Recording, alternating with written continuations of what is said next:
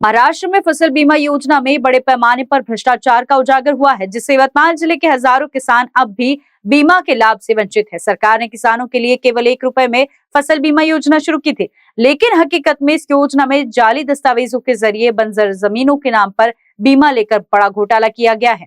यवतमाल जिले के कई किसान को 2024-25 के फसल बीमा का भुगतान अब तक नहीं मिला है। विधायक बाला साहेब मांगोलकर ने ये मुद्दा नागपुर में हुए शीतकालीन अधिवेशन में उठाया था, लेकिन बीमा कंपनियों के अधिकारियों पर केस दर्ज होने के बावजूद अभी तक कोई ठोस कार्रवाई नहीं हुई है। यवतमाल ही नहीं बल्कि पूरे महाराष्ट्र में इस तरह की घटनाएं सामने आ रही है। जो किसान वास्तव में खेती कर रहे हैं वे अब भी मुआवजे से वंचित है। इस मामले में समाजसेवी और किसान नेता सचिन मनवर ने कहा कि सरकार ने किसानों के हित के लिए फसल बीमा योजना शुरू की थी, लेकिन इसमें बड़े स्तर पर भ्रष्टाचार हुआ है। दोषियों पर सख्त कार्रवाई होनी चाहिए।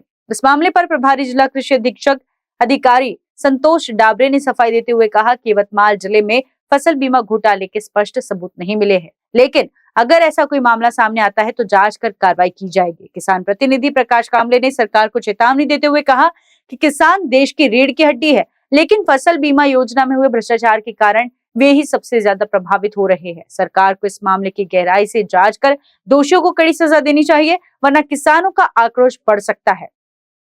आपको बता दें कि ये घोटाला सिर्फ यवतमाल तक सीमित नहीं है, बल्कि पूरे महाराष्ट्र में किसानों को लूटने की घटनाएं सामने आ रही है। इसलिए राज्य सरकार को तुरंत एक उच्च स्तरीय जांच समिति गठित करनी चाहिए। यदि प्रशासन ने जल्द कार्रवाई नहीं की तो किसान बड़े स्तर पर आंदोलन करने के लिए मजबूर होंगे, ऐसी चेतावनी दी गई है। पंढरी पाटे, सध्या संपूर्ण महाराष्ट्रामध्ये एक विषय चर्चेला जातो आहे, तो म्हणजे पीक विम्याचा विषय।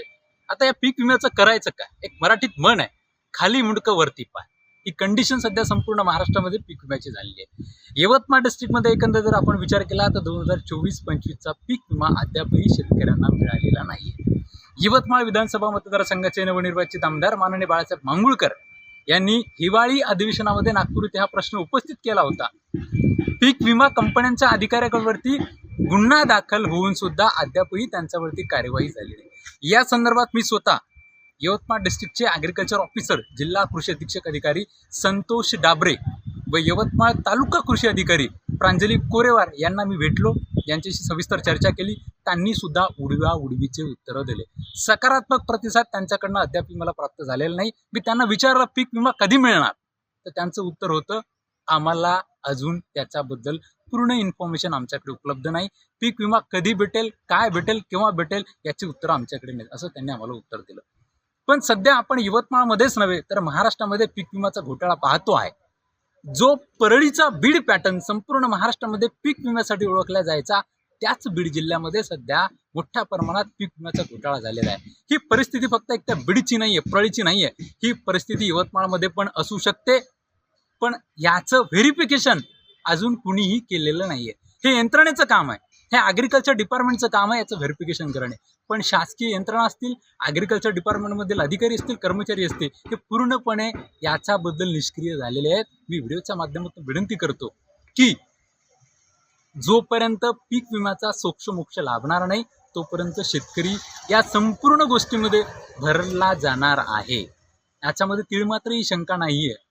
पीक विमा हा शेतकऱ्यांच्या हितासाठी असतो, फॉर द प्रोटेक्शन ऑफ क्रॉपसाठी असतो, पण पीक विम्याचा वापर या ठिकाणी ज्या लोकांकडे मोठ्या प्रमाणात भूखंड आहेत, पडीक जमिनी आहेत, ग्रेझिंग लँड आहेत, चराऊ जमिनी आहेत, याचा वापर करून लोकांनी पीक विमा स्वतःच्या पोटात सामावून घेतलेला आहे।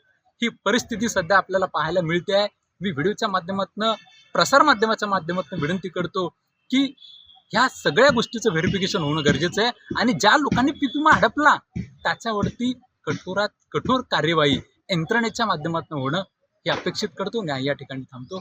कारा न्यूज के लिए यवतमाल से कलीम खान की रिपोर्ट। नए साल का नया धमाका, अगर ये मौका छूट गया तो सिर्फ बचेगा अफसोस। ऐसा मैं इसलिए कह रही हूँ क्योंकि सनशाइन इंफ्रा वर्धा रोड से लगकर मौजा गांव में लॉन्च कर रहा है बम्पर सुविधा पैकेज वाला लैविश लेआउट, वो भी 80% नेशनलाइज्ड बैंक फाइनेंस सुविधा के साथ। नियरेस्ट लोकेशन की बात की जाए तो गायकवाड़ पाटिल इंजीनियरिंग कॉलेज से बिल्कुल लगकर, मेट्रो स्टेशन से 500 मीटर, बुट्टीपुरी सिटी सेंटर से 1 किलोमीटर और समृद्धि हाईवे से सिर्फ 5 किलोमीटर की दूरी पर एजुकेशन हब और इंडस्ट्री जोन के बीचों बीच ये लेआउट पर आपकी प्रॉपर्टी बन सकती है गोल्डन चांस। तो आज ही बुक कीजिए अपना प्लॉट सनशाइन इंफ्रा के साथ। इनका पता है प्लॉट नंबर 21, जोगी नगर, रिंग रोड, शताब्दी चौक, सुयोग नगर, नागपुर।